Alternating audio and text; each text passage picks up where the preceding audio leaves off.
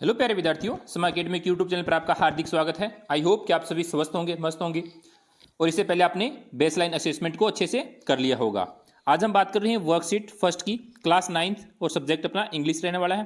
Reading comprehension scene passage, अपने पास एक scene passage है, उसको अपन उसके आंसर को जानेंगे। उससे पहले मैं एक बातचीत आपसे करना चाहूँगा कि मैंने जो बेसलाइन असेसमेंट डाला उसमें आपको कहा था कि आप चैनल को सब्सक्राइब करें ताकि मैं और आपके लिए वीडियो डाल सकूँ। तो आप क्या है, देख तो लेते हैं लेकिन सब्सक्राइब नहीं करते। तो सब्सक्राइब करने के आपके पैसे नहीं लगते, सब्सक्राइब मैं इसलिए करवाता हूं ताकि मेरा भी मनोबल बढ़े, ताकि मैं और ज़्यादा जो आपकी वर्कशीट्स है उनको जल्दी से जल्दी कंप्लीट करवा सकूं। तो मेरी आशा यही रहेगी कि आप अब समझ गए होंगे, तो प्लीज़ चैनल को सब्सक्राइब जरूर करें। जैसे ही वर्कशीट आती है, वर्कशीट शुरू होती है, तो आप चैनल को सब्सक्राइब कर दें, लाइक कर दें और अपने दोस्तों के साथ में भी शेयर करें। ज़्यादा टाइम नहीं लगता है, सिर्फ 1 सेकंड लगती है आपको सब्सक्राइब करने में।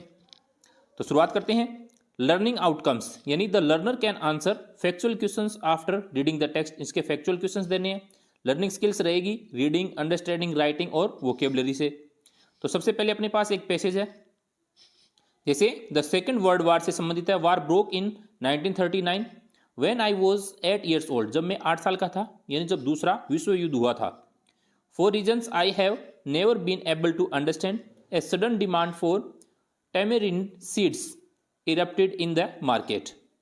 I used to collect the seeds and sell them to the provision shop on Moscow Street. वो कहता है यानी उन्होंने पहले वहाँ से जो कुछ बीज थे जो टेमेरिंड के थे यानी इमली के, उन्होंने वहाँ से उनको बेचे थे। कौन कहाँ बेचे थे? तो a provision shop Moscow street पे बेचे थे।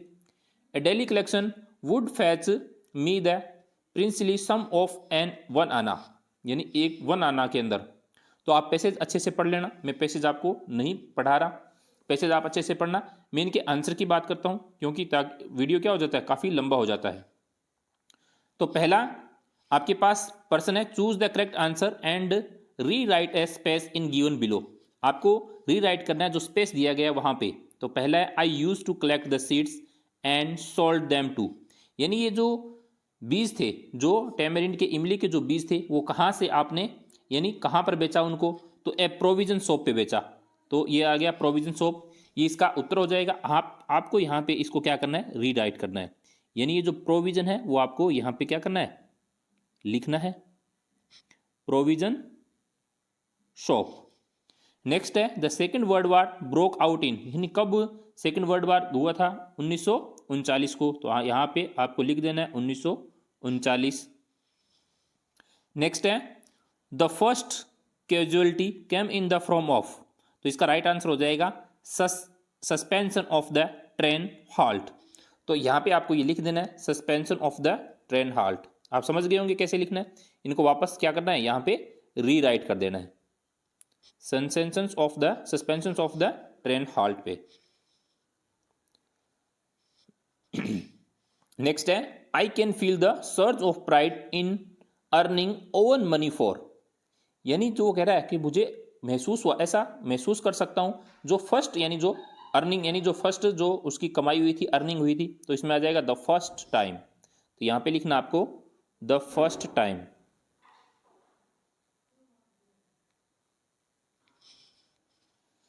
नेक्स्ट है राइट ट्रू या false for the sentence given below. आपको ट्रू और फॉल्स लिखना है। यानी the second world war broke out in 1940, तो ये क्या है, ट्रू है, 1939 में हुआ था।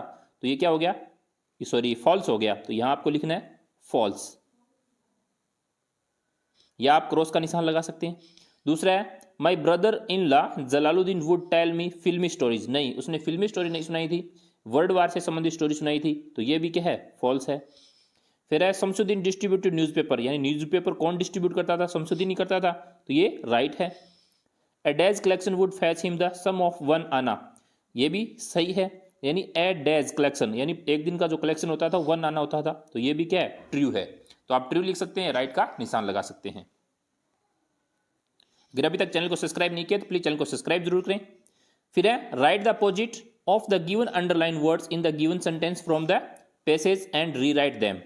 तो ये आपके पास पर्सन है, the area being isolated was completely affected. तो अफेक्टेड को क्या करना है, आपको अपोजिट वर्ड लिखना है।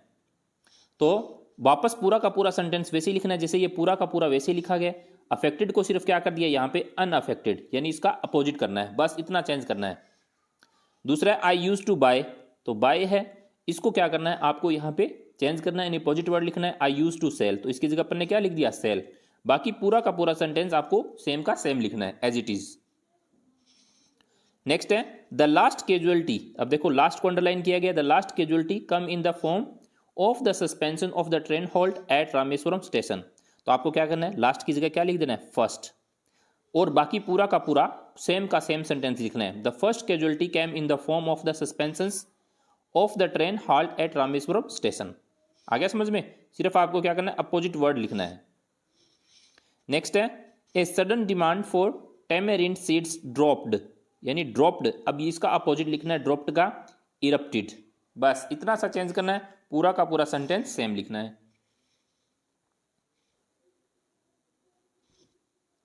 नेक्स्ट है मैच द फॉलोइंग, यानी इनको क्या करना है, मैच करना है। द सेकंड वर्ल्ड वॉर कब हुआ था, ब्रोक आउट इन 1939 में। डिमांड फॉर टेमेरिंड, यानी टेमेरिंड की क्या थी, यानी डिमांड थी, तो इसकी डिमांड थी तो हो जाएगा seeds erupted in the market.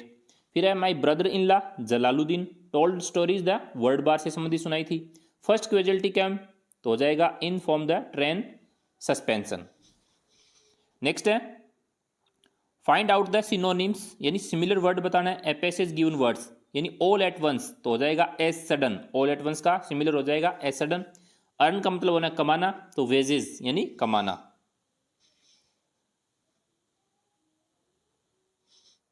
Next है rearrange the sentence in proper order, इनको रीअरेंज करना है प्रॉपर ऑर्डर में, यानी ये 6 सेंटेंस लिखे गए हैं, इनमें से सबसे पहले कौन सा आएगा, तो सबसे पहले आएगा द सेकंड, यानी 1 नंबर पे इसको लिखना है, ये 2 पे, ये 3, ये 4, ये 5 और नीचे लास्ट वाला 6 नंबर पे आ जाएगा, तो ये आ जाएगा 1 नंबर पे। उसके बाद में एडेज, एडेज वाला ये आ जाएगा आपका 2 नंबर पे। द एरिया वॉज ये आ जाएगा आपका 3 नंबर पे।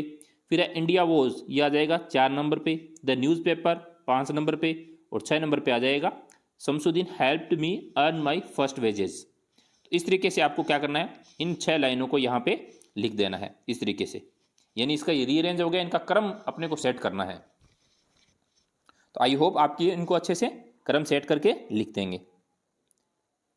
नेक्स्ट है answer the following questions, where did the author sell the tamarind seeds, यानी ऑथर ने, जो लेखक है इसका, उसने कहां पर उनको बेचा था, जो टेमेरिंड सीड्स थे, जो इमली के बीज थे, उनको कहां बेचा था।